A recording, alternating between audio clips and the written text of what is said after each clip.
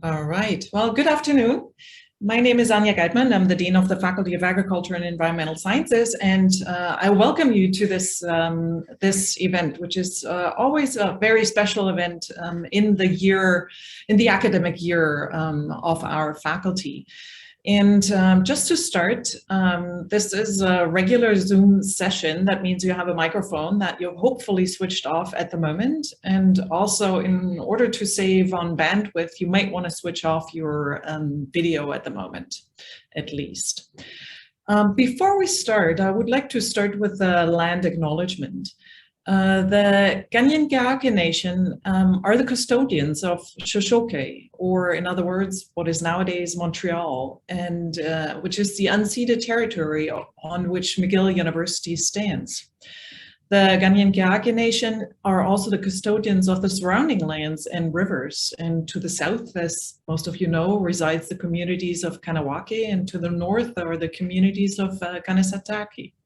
If you continue northward, we arrive in Nunavik, of course. And on behalf of the university community, I would like to thank these peoples for having watched over these lands and these waters for so long and for continuing to look after them today.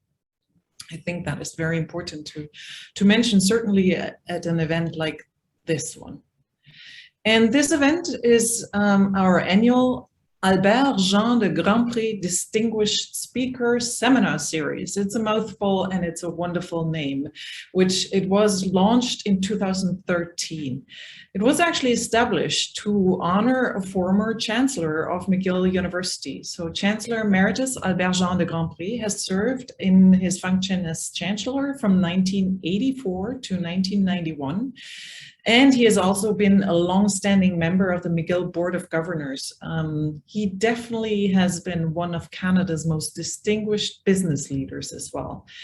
And it is therefore wonderful to note that today his daughter Lily is with us. And on behalf of all of us, I think we want to extend our best birthday wishes to Monsieur de Grandpré, who's actually going to celebrate, and please note, his 100th birthday next week on September 14th. And so that is incredibly exciting and makes this event even more special than it is already every single year.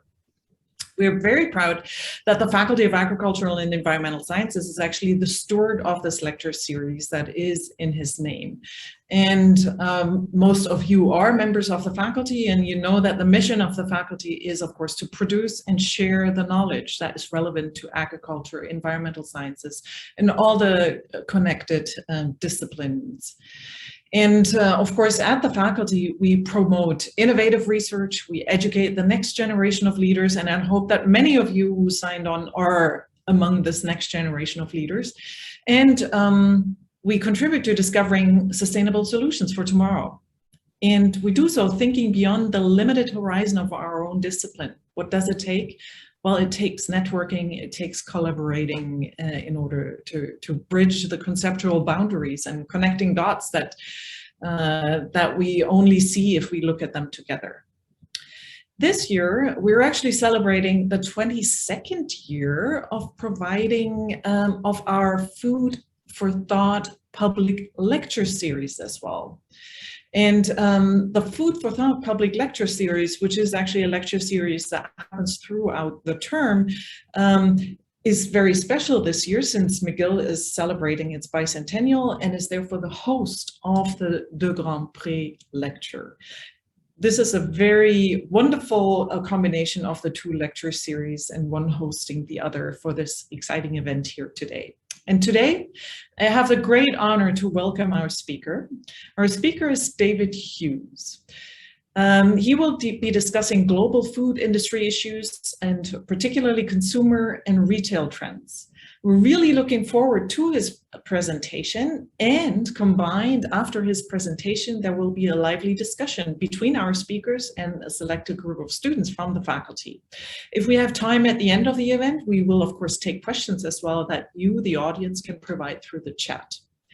Now, Dr. David Hughes is Emeritus Professor of Food Marketing at Imperial College in London. He's also visiting professor at the Royal Agricultural University in the UK, and he's dialing in to this event today from Wales, where he lives. Dr. Hughes is actually a Canadian citizen as well. He has double citizenship and has a lot of Canadian contacts. He's also known as Dr. Food, and you will find out why. He's definitely a much sought after speaker at international conferences, and we're very honored that he's joining us here today. He speaks about all kinds of issues on global food industry and in particular, as mentioned, consumer and retail trends. David has lived and worked in Europe, North America, the Caribbean, Africa, and Southeast Asia. So I'm actually hard-pressed to find a place where you have not worked and lived, David. And he clearly has extensive experience as international advisory board member with food companies and financial service organizations on 3 continents. That's quite a career. And so without further ado, Dr. Hughes, David, if I may, I invite you to give the presentation, and following that, we will invite the panel of students to pose their questions. The audience is yours. Thanks ever so, and I'm absolutely delighted. Indeed, I'm honoured. Really, it's just terrific. And what's more, on the upcoming 100th birthday of Monsieur de Grandpré, I mean, that's just terrific. I've got a lot to say. Whether it's relevant is another matter. You'll tell me that. So I better get cracking. I have slides, presentation slides. Many of them are pictures. They're the sort of backcloth. I'm sure they'll be available. We'll pop them onto a McGill Macdonald website somewhere if students want to have a look at the details. So let me just start to get into this now, and I hope you can all see. I hope that's working well. Yes, yeah? This looks perfect. Thank you.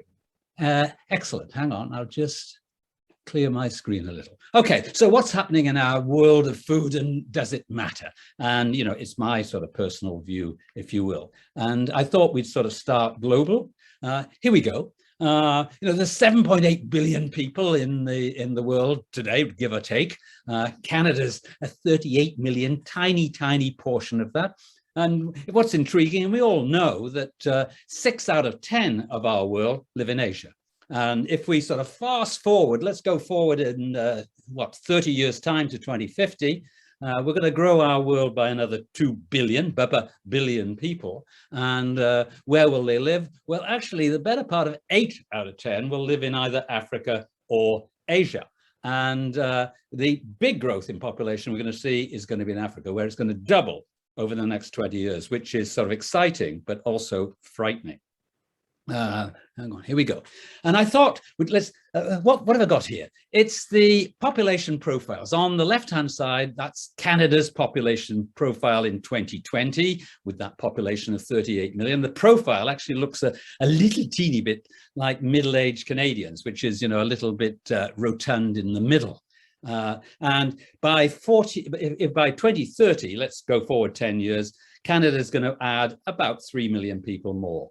At the moment, median age in Canada is 42. We're an aging country. Canada will be 44 median age by 2030. But let's contrast that, for goodness sake, with Nigeria, the most populated country in Africa. In 2020, there were 206 million people in Nigeria with a median age of 18. And by 2030, they're going to add the better part of 60 million more people to their country, and the median age will be much the same. You see quite different structures, population structures. And moving on. Okay, so what if I take that sort of global view? Well, I can't help noticing that if you look at the areas of the world where over the next 20 years are going to see the most population growth, then FAO, Food and Agriculture Organization, tells me that those are the same regions which are going to be the most distressed, if you will, in agriculture through climate change, which is clearly a worry. And just on the right-hand side, I've taken this is clearly tongue-in-cheek, but look, Canada's got 15% of the world's landmass, but only 0.5% of the world's population. Bangladesh, a country where I've worked, has 0.1% of the world's landmass and 2% of the world's population. It's got 170 million, give or take.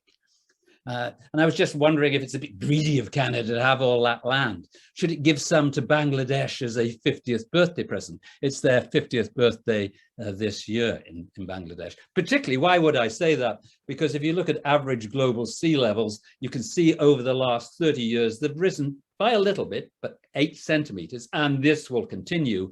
And at least half of Bangladeshis live at sea level or even indeed below it. And clearly there may be trouble ahead. We know there will. This isn't a COVID talk, but I thought I'd tip my hat to it. And why?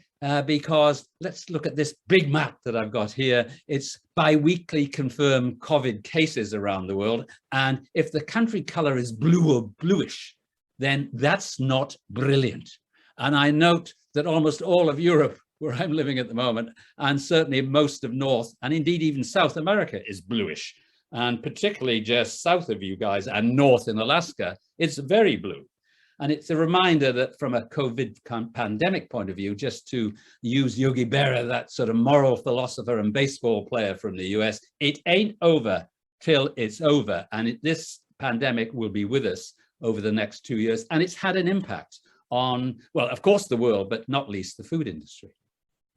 I don't have enough time to develop all aspects of what I think is happening in the global food industry, but I just wanted to say that worldwide food service, so that's eating out, has been really trampled by the pandemic.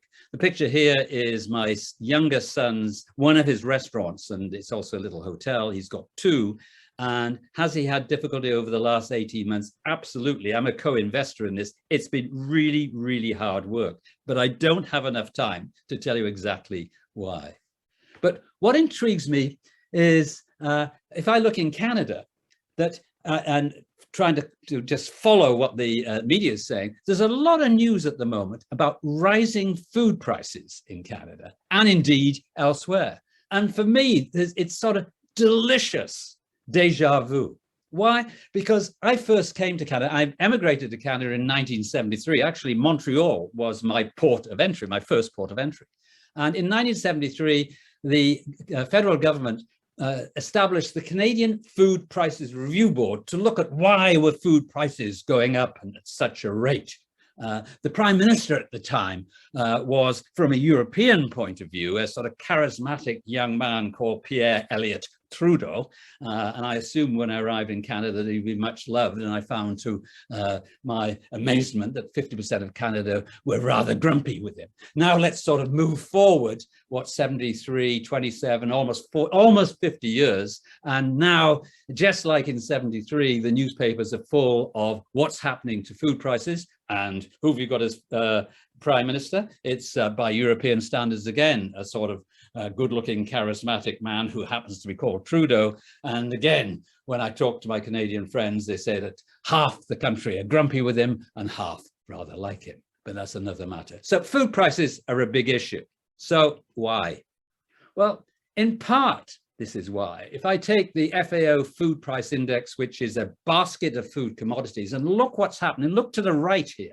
Over the last, 10 years, there's been food prices each year have increased. We're now at an index which is at a 10-year high. If you look across this blue graph, you can see in 1973, a yellow peak, that's when I arrived, and and to this day, still the highest food prices have been. So we're looking at a series of, right across all commodities, increasing food prices, and these are yet to be passed through to food retail. So I don't think we've seen anything yet. Oh. Here we go. So who's concerned about food prices? Well, everybody's concerned about rising food prices, but actually it depends how concerned. So this is US data. I couldn't find Canadian ones in a hurry. But if you take household income by quintile, so split it into lowest fifth to top fifth, in the US, isn't it astonishing that the lowest fifth 20% household income folk in the US spend round about $4,200 US per year on food. But then let's move to the highest end. So the top 20%, they spend the better part of $14,000, like 3.5 times more. So is everybody concerned about rising food prices? Well, the lowest income groups worry about affording food for the family, putting just food on a plate, and they're desperate. The highest income group is cross about the price of ancient grain seeded sourdough increasing in price from, say, $4 to $5. So yes, we're all concerned, but for different reasons, I would suggest. So what do rising food prices mean? What impact do they have on the food industry overall? What they bring is real retail pressure on price. So for example, in the UK, where we've got the same rising food prices, here's Tesco, which is equivalent to your Sobeys or Loblaws. It's our #1 retailer. And now to compete in our market, it is price matching Aldi. Aldi is a German hard discounter, which is far and away the lowest priced food retailer in the UK. And they're matching them on key food commodities. So for example, should we have chicken for dinner in the UK? Well, how much do you want to pay? On price matching, it's like $4.50 Canadian for a chicken. It's astonishingly low. Or alternatively, if you're on that top 20% of the income, you can pay $34 for a chicken, and it's free range, organic, with all the bells and whistles that goes with it. So there we are. We've got food price rising, and we're going to continue to see that, I would suggest, over the next 2. That means pressure actually on producers. So what happened during COVID, or what is happening? Actually, we all know we've seen this sort of rise on online grocery retailing. Actually, Canada was rather slow into this. In the UK, for example, in 2020, so last year, grocery sales peaked at 16% of total grocery was online. It slipped back a little to 14% now. It's been very strong growth in Canada, but from a much, much lower base, but it's still increasing. However, online, so it's still only a modest 6% of total grocery sales in Canada. Should we be amazed by online grocery? No, I just look at, if I went back to 1920, 100 years ago in the UK, Sainsbury's, which is our #2 supermarket, how did they deliver groceries? A young man on a bike delivered it. Let's fast forward 100 years now in 2020, 21. Now a slightly older man or woman on a bike is delivering groceries. It's just the turn of the wheel. Of course, as I said, it's happening in Canada, and I think I can just sort of move on. But it's intriguing right around the world, you see this sort of move towards online. Here, an example, I love this from India. You've got a tuk-tuk 3-wheeler, and it is, again, this combination of tradition and then modern technology, where you can use the Bano Smart app to order your fresh fruit and vegetables, and along comes the Caro cart. It's sort of brilliant. Why do we like that in India? Because people still like to see, feel, touch, particularly fresh food. Actually, that's very much the same in Canada. Moving on. Oops. There we go. So is it bye-bye supermarkets? It's because we're all going to be buying online? Well, no. Let's move to, say, China, and particularly the Alibaba group. Alibaba has been out there. They've just not long ago bought RT Mart, which is the largest supermarket chain in a grocery chain in China. So will we say goodbye to supermarkets? No, but clearly it's not dead, but it needs to be linked digitally and to have a great big dollop of theatre. I mean, really, if you sort of reflect back in shopping in Canada or the UK, for that matter, in a big supermarket, is it a elevating, uplifting experience? No, it's a pain in the rear. And if supermarkets are to survive and prosper, and they will struggle, they need to put a little bit more theatre in. And that's what we are seeing right around the world. It's just more and more technology, not least led by Amazon. So Amazon Go in the UK, I'm sure it's the same in parts of Canada with Amazon, certainly is in the US, where you can just walk in to the Amazon Go store, just tap your phone, take what you want and exit, and then you're billed accordingly. It's sort of brilliant. Moving on. But what sort of intrigues me, and this has been again accelerated by the whole sort of COVID experience, is that there are now, and supermarkets really have to watch it, increasingly there are more routes to the consumer. So let's look at the acceleration of rapid delivery of grocery essentials in my market, also in the US market, I'm sure in Canada. In the UK, for example, we have Gorillas, which is a German company. We've got Getir, which is a Turkish company, Zap, Wheezy, Jiffy, and Fancy. And these are online platforms for convenience foods, which will deliver within 15 minutes. GoPuff from the US has just come in. Why is that important? Because if you're in the supermarket business, you're saying, hang on, whatever share of the market they take from us big supermarkets will just decrease our overall market share. And that is coming at a rush.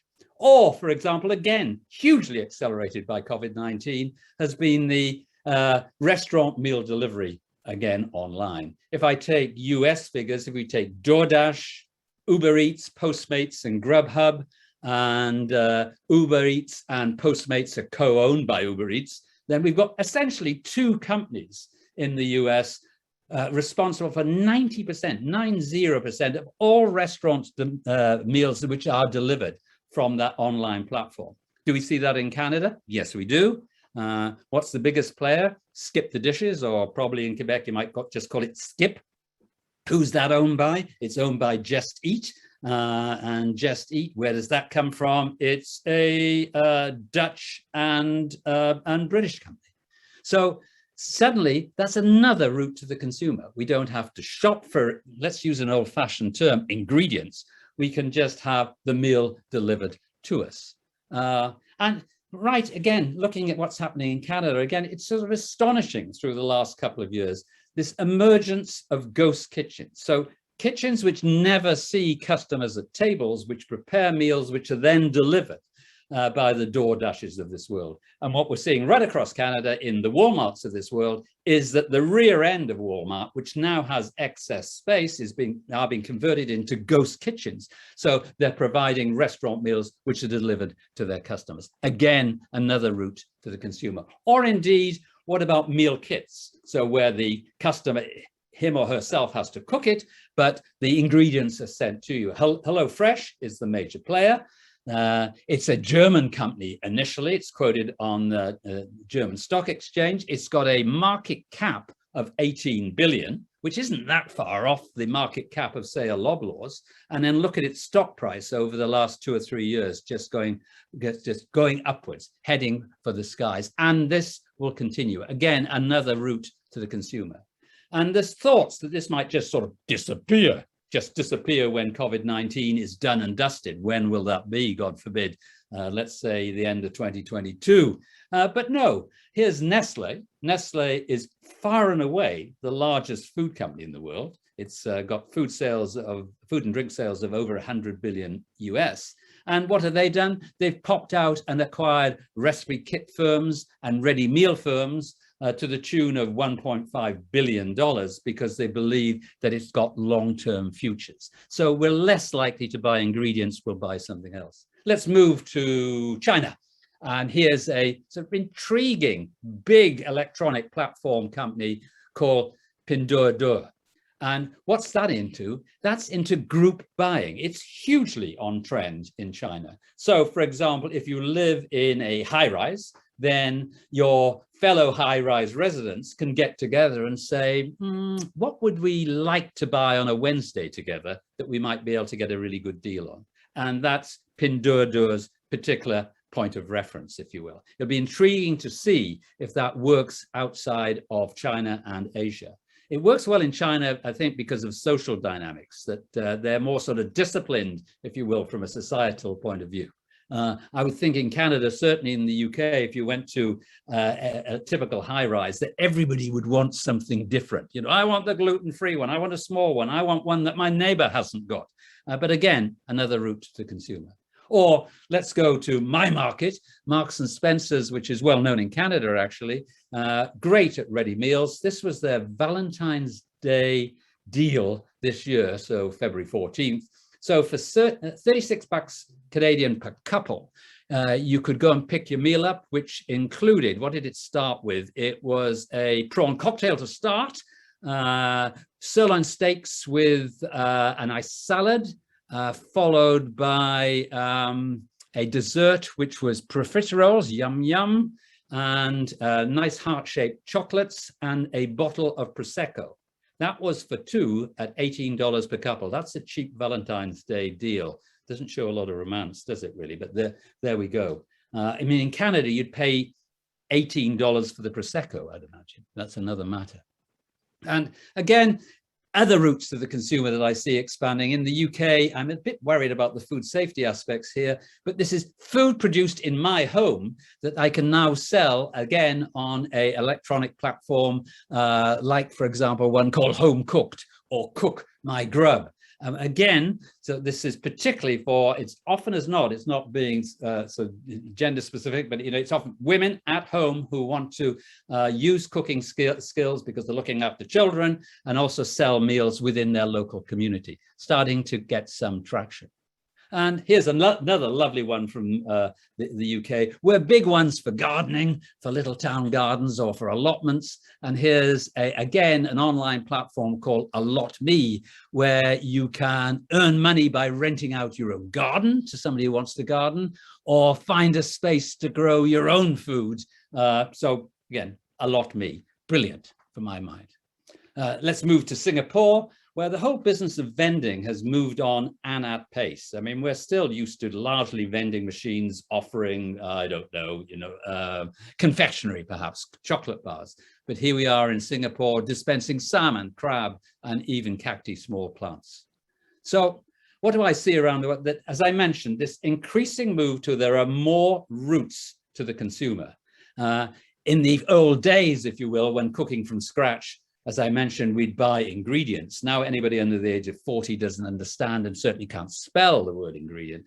But now we can go to retail, to supermarkets, and have buy meal components, meal solutions, ready meals, meal kits.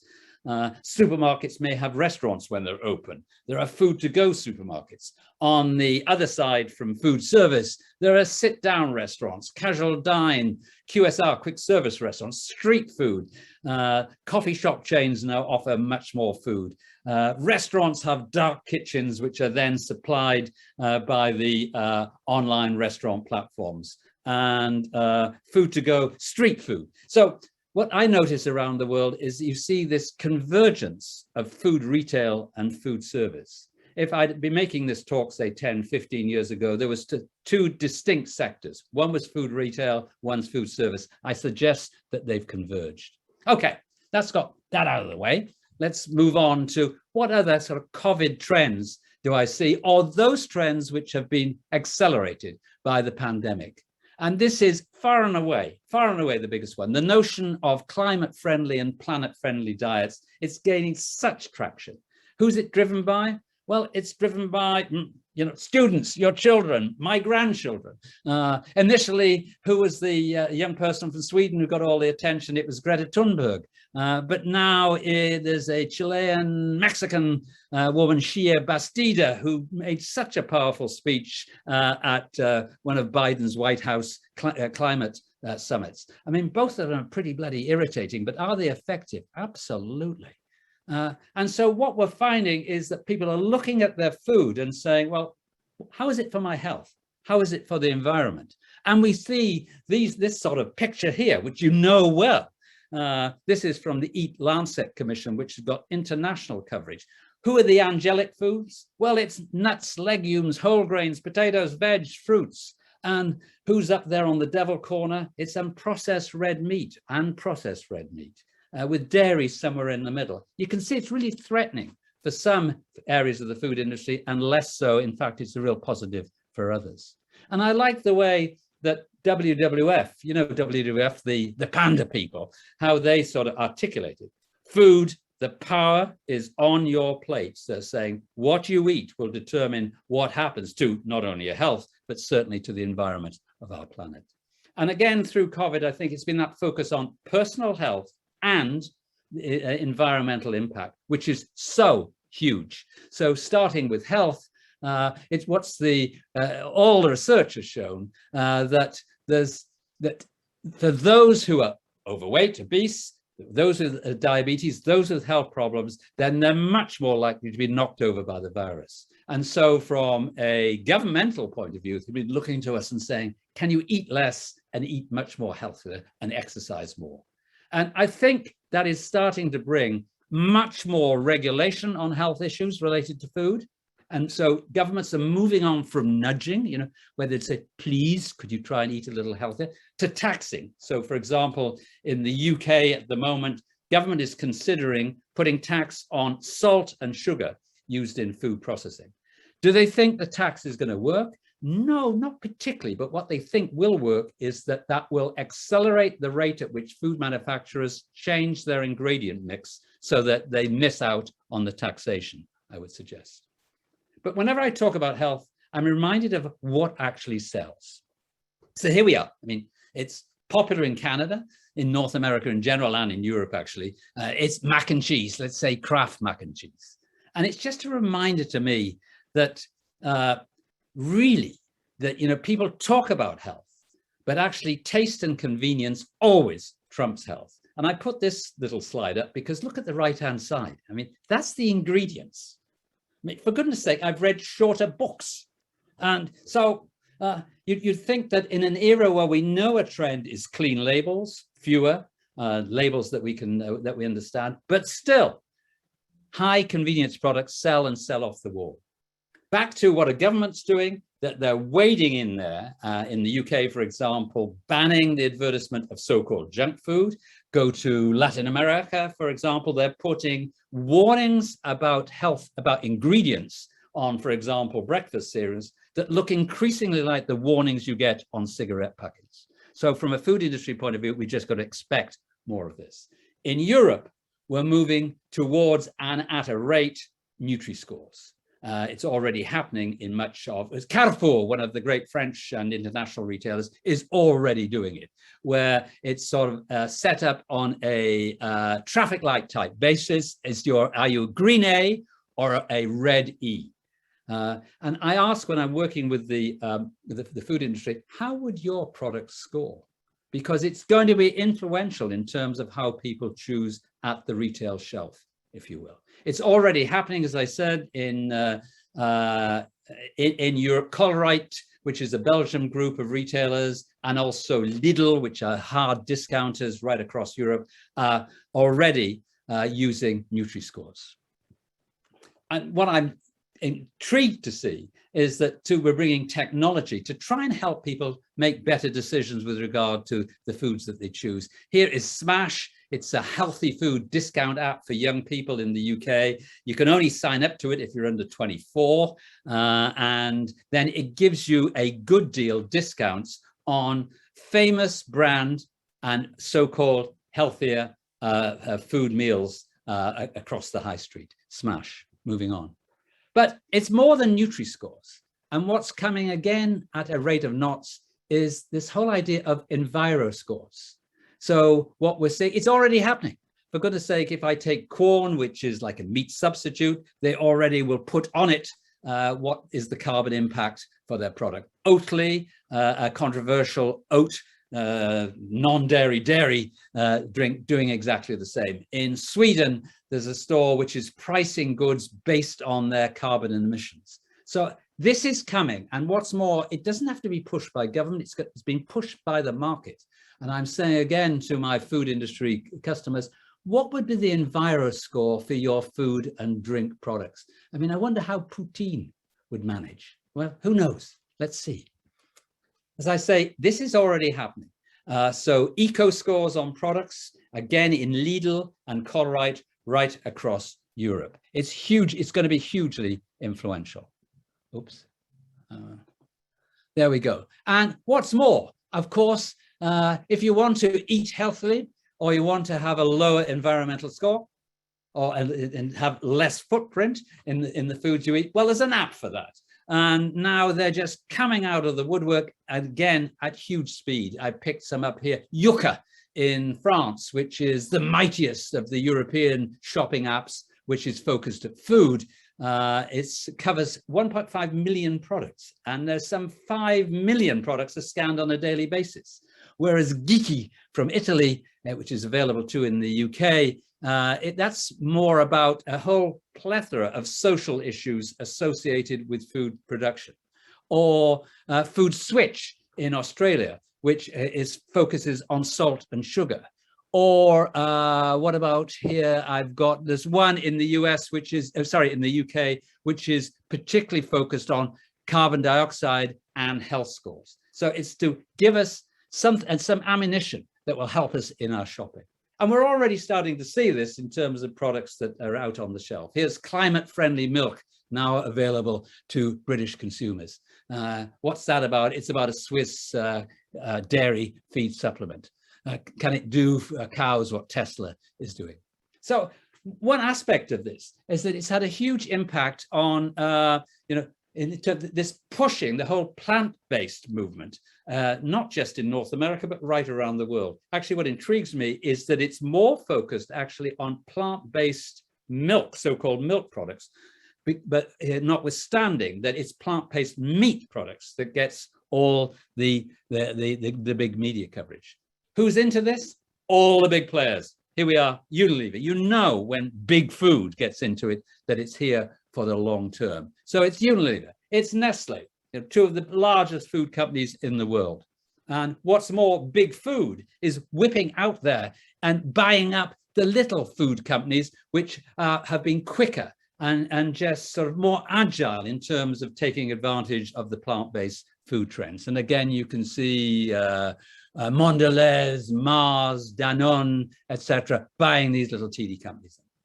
What else comes into environmental aspects that consumers are concerned about? Increasingly, it's about food waste. And actually, Canada doesn't come out of it particularly well. I was surprised at this research, anyway, that shows that food waste estimates per capita in Canada at home appear to be higher than the US, which is perhaps a surprise. But again, it's becoming front and center. And it's pleasing to see, for example, in Canada, that if we take Flash Foods, again, an app that is focused at saving the food that is already wasted at retail. So it's giving an opportunity to buy at a discount food that would be otherwise thrown away.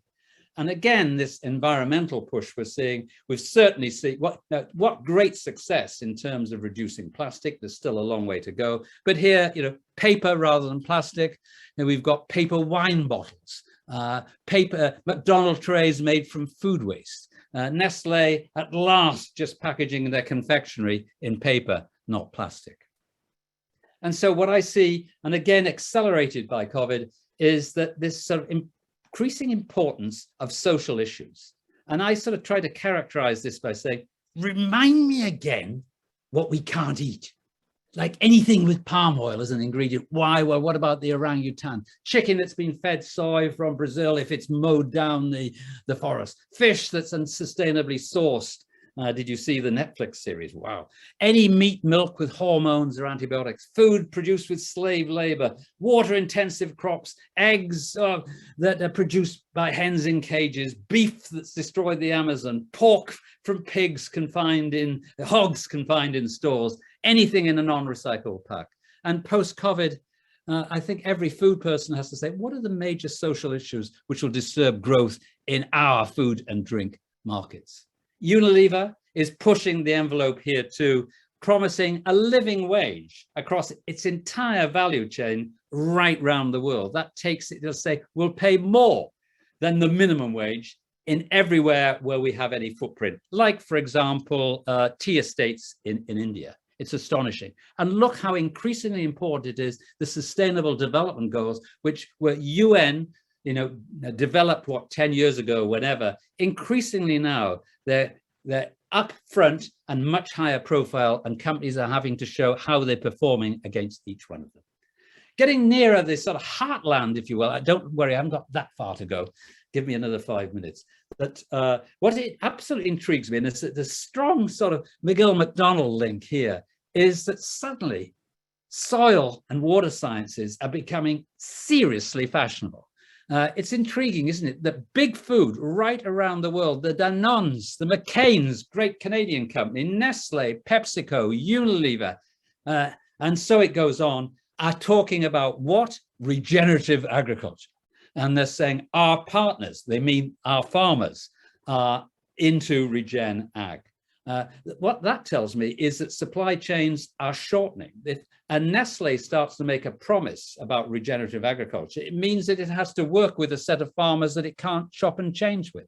And it reminds me that for McGill, with its agricultural and environmental sciences, that what became, for somebody my age, increasingly unfashionable, like 40 years ago, that people stopped doing soil science degrees, suddenly the profile is going up and up and up, and not before time. And it's not just soils, of course, it's water. So, yes, we want to be carbon neutral, or indeed even carbon negative. But here's PepsiCo, again, big food and drink, moving on to, they want to be net water positive. Again, showing the importance of agriculture and the water related to it. It's becoming much higher profile. And this intrigues me too, which is in the UK. Here's Sainsbury's, the number 2.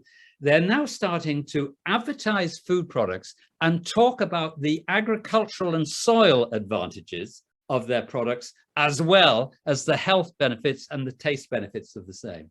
Here we are, kale, for goodness sake, the great wonder of the middle class is kale to the rescue. Let's eat the world better, one beetroot at a time. Let's eat the world better, one pea pesto pasta at a time. So we're seeing a much closer link between farmer and the final food product.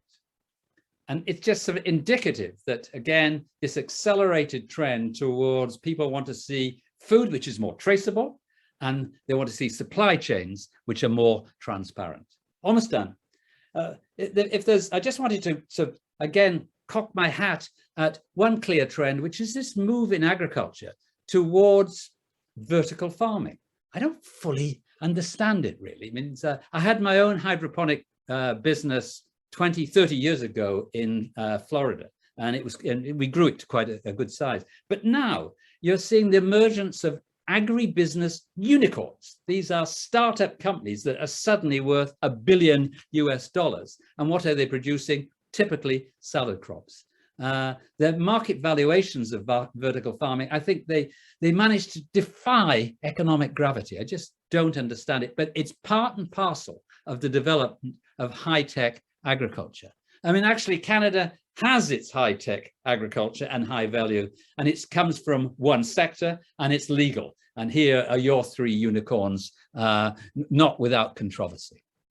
Okay, what crops would I grow in vertical farming? Here it is. I'd be straight into saffron technology. I was really amused to see that in my supermarkets that saffron, which, as you know, is the stamens, if you will, of crocuses, that it sells for the equivalent of £10,000. What's that? So like 20,000, no, it's 17,400 Canadian dollars per kilo. Interesting enough, if I look what's happening in Canada and go to, I don't know, Loblaws, a major retailer, how much does it cost per kilo in Canada?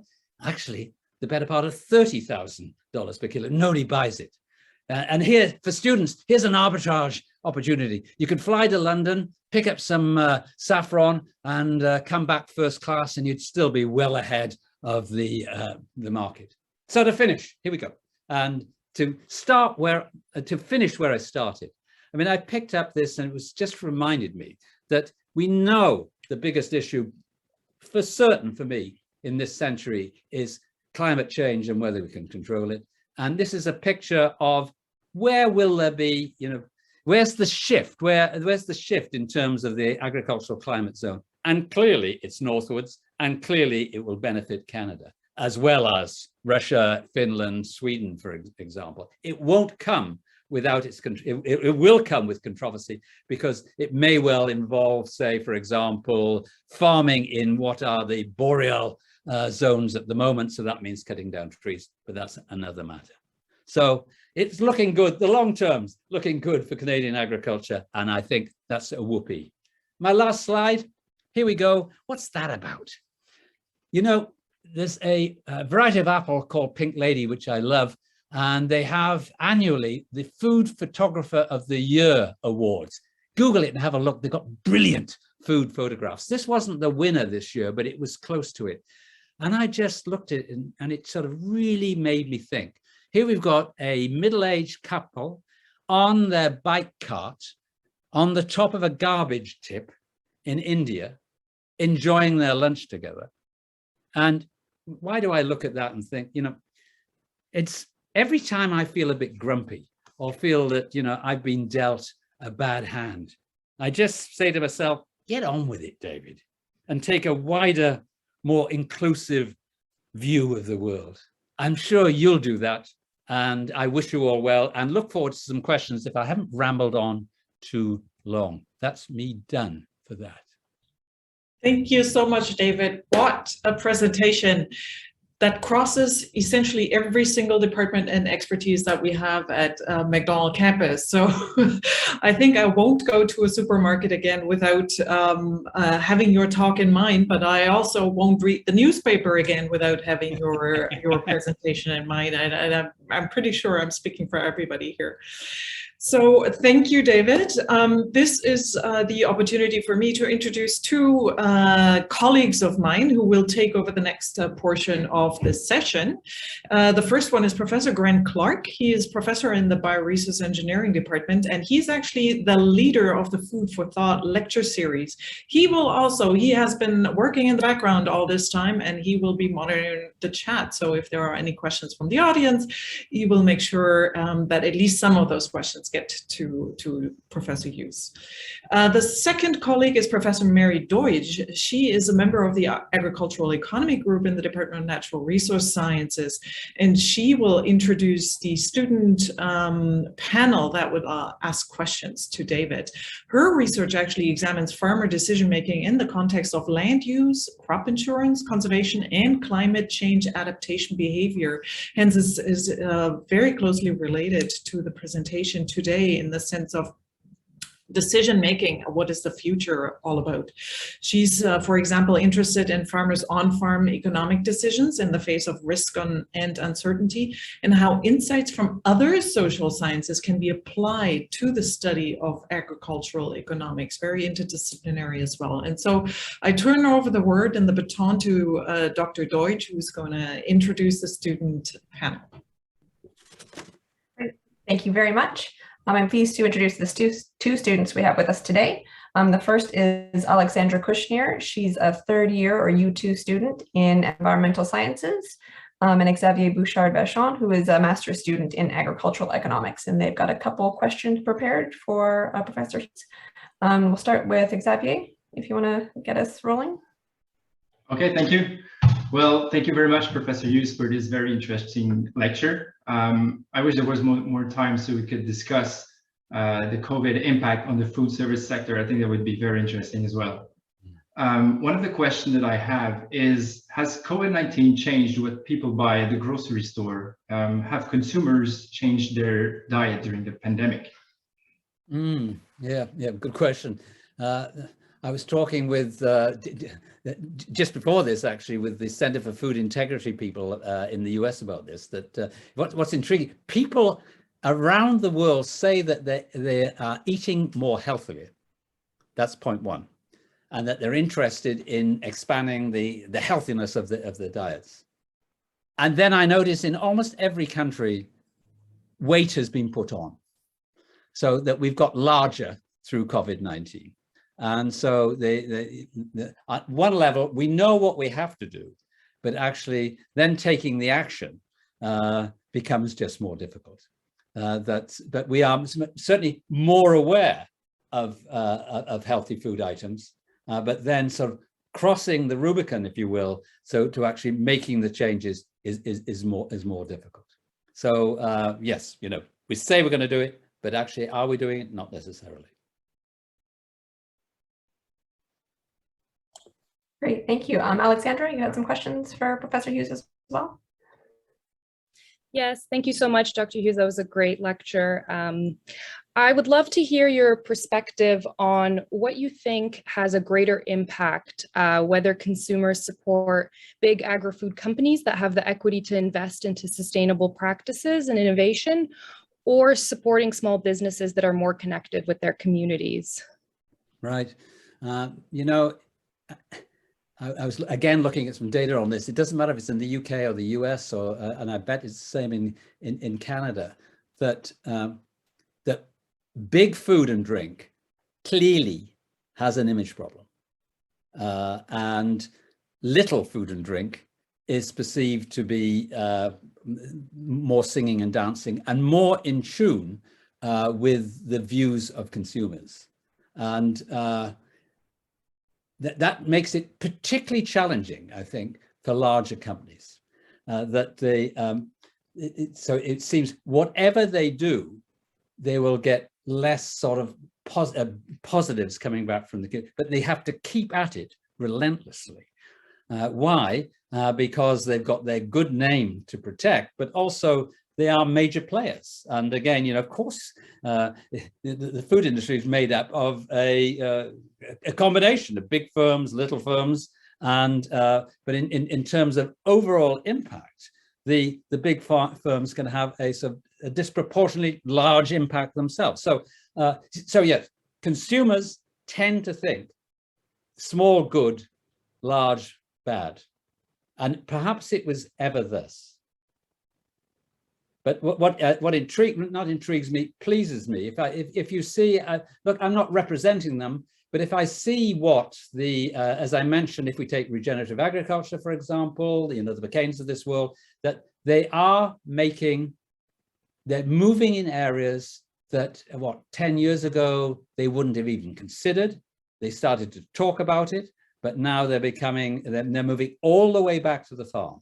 And as I mentioned in my quick talk, was that I think what that means from an agricultural point of view is that there is a closer link between consumers and the farm, whether that's big food companies or small ones.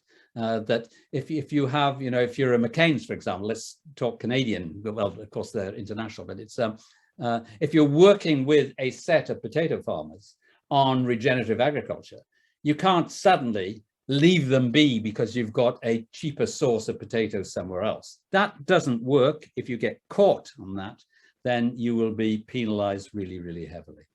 So, you know, I think it's, frankly, I think it's moving in a good direction. But the little guys are always going to get the big guys will always get the brickbats, and the little guys will get the applause. Thank you so much. Just to scrutinize a bit further, in regards to large companies investing in regenerative agriculture, do you think that this has anything to do with the fact that there's no certification process in regenerative? Ooh, yeah, my Lord. Yeah, you got up the wrong side of the bed this morning. No, I'm not that cynical. And you know, I mean, what's clear is that there is no good, I'm no agronomist, but I don't think there's a good all-encompassing definition of regenerative agriculture. And it depends from where you come, how you define it. But it will judder its way to something which becomes acceptable. So give them a chance. Thank you.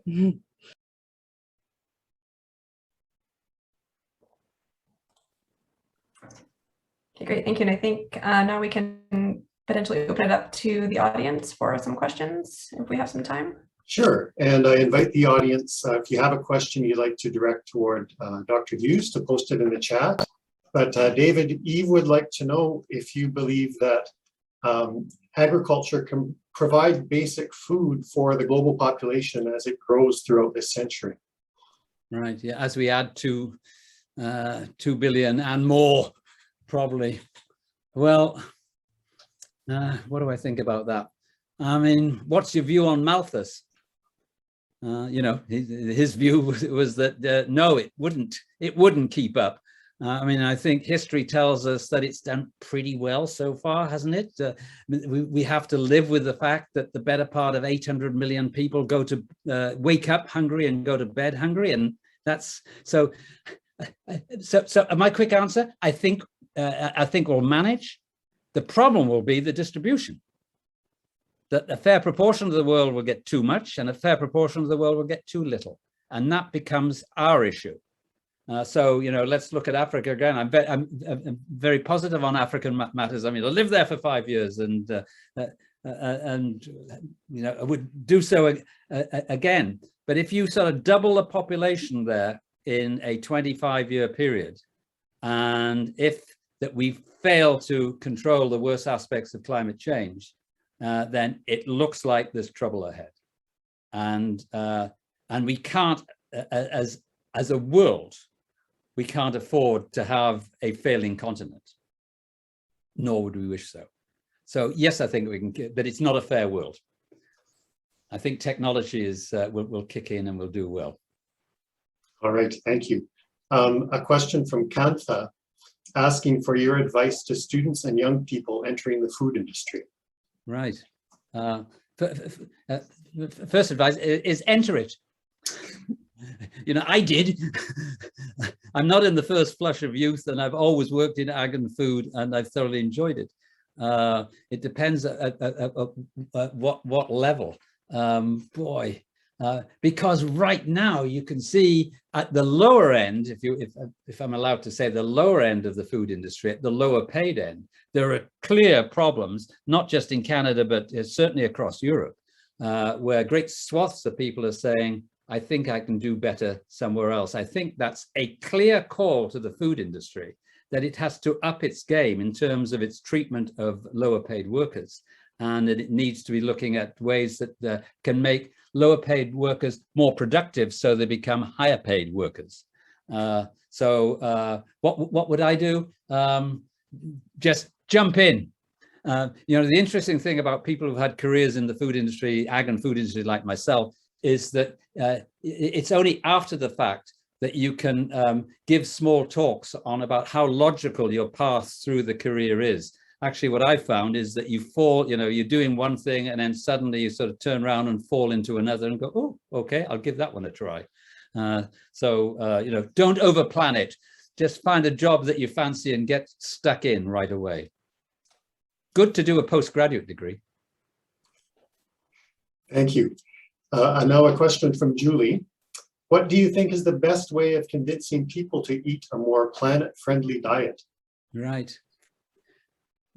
I think we're, tell me if you agree, I think we're moving the right way.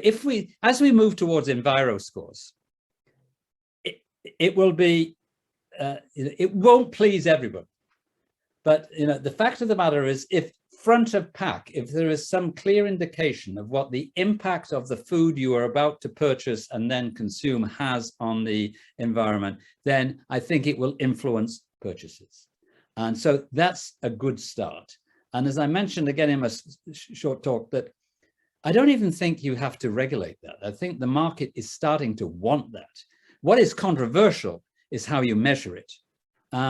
But then, you know, for somebody like me, I've got to say, look, we won't get it right at the beginning, but we'll get it right at the end. And we just have to sort of march on.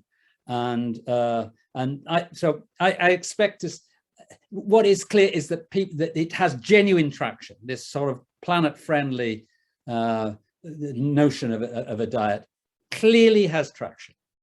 And so we want to, as I say, just push people in the right direction. Again, as I mentioned, I don't think it's, I don't even know it's the role of government. I think it's the role of the market there, and it's working pretty well, and it will work well. Very good. Thank you, David. Well, we're at the top of the hour, so I'll turn it back to Anja. Thank you. So to wrap this up, I would like to mention a couple of people who are here with us or were here with us until very recently. Kantha Schelke, who actually just asked one of the questions, is member of the Faculty Advisory Board. So thanks a lot, Kantha, for signing on. I also noticed among the audience, my predecessor, actually, a former dean at Macdonald campus, Deborah Buzzard, was presumably signing in from British Columbia. And I wanted to thank those who have supported this activity logistically and in the background. Thank you a lot, Ingrid Shiraz, for supporting the Food for Thought lecture series, and Anna Duff from the University Advancement Office to keep everything together and professional. And she always keeps me on my toes, which is excellent. So to wrap this up, David Hughes, Dr. Food, thank you so much for this really exciting lecture. We had more than 100 people signing on here, and if you read the chat, you can see that lots of people really appreciated that opportunity to listen to you. Thank you across the ocean, the Atlantic one, and looking forward to seeing everybody in person, hopefully soon, since our campus is actually back in person. And David, hopefully you when you come and visit Canada next. Thank you, everyone, and have a very good rest of the day.